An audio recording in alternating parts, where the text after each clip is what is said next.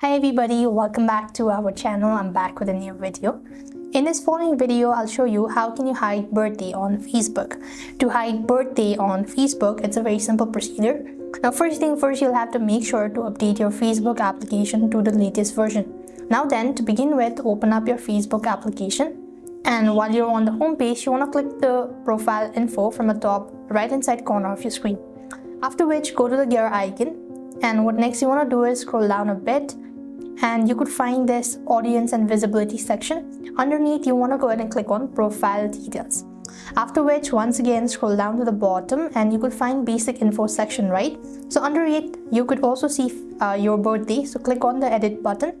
And basically what you need to do is you just have to make some changes. That is, you have to turn from public to private, or you could just click on only me. Once you've done it so, don't forget to tap on the save button in the top right hand side corner of your screen and exit out of it and refresh the application. And once again, log into your Facebook account and you'll have successfully hit your birthday on Facebook. So that is the simplest way you could do it. So I hope the video was helpful. Make sure to like, share and subscribe to our channel. Thank you for watching. See you in the next video.